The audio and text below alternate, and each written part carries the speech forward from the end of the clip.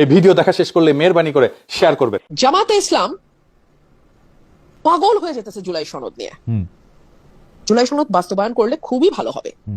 আমি জুলাই সনদের বিপক্ষে না, আমার বাড়ি ভাঙা হয়েছে, আমার উপরে আমি ওই শহীদ মিনার বহুত কিছু, আমি এগুলো ক্রেডিট ক্লেম করার ওই মানে শ্যালো পলিটিক্স বাদ দেখি। হ্যাঁ, আমার প্রশ্ন হলো এই যে ভয়াবহ একটা চুক্তি, যে চুক্তিটা আপনার সার্বভৌমত্বের উপর প্রশ্ন তুলতে পারে, আপনি তেল আনবেন কোথা থেকে সেটার জন্য তার পারমিশন লাগবে এবং লাগছে, রাশিয়া থেকে পারে নাই তেল আনতে। আচ্ছা, আপনি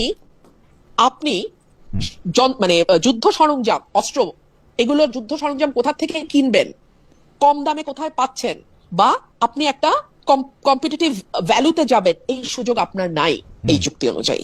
আরো বহু সমস্যা আছে, আমরা কয়েক হাজার কোটি টাকার রাজস্ব বঞ্চিত হব, আর সেখানে আমেরিকা যেই ইয়েতে এবং এটা নিয়ে যখন আমরা প্রশ্ন তুলবো তখন বলা হবে যে ইন্ডিয়ান ন্যারেটিভ থেকে প্রশ্ন করা হচ্ছে যে ভাই তাহলে সংসদে আলোচনা কর তাহলে তো বুঝে যাবে না যে চলেন 350 টাকার আলু খাই এখন বসে এখন আমরা আমেরিকান আলু খাবো, ফাইন।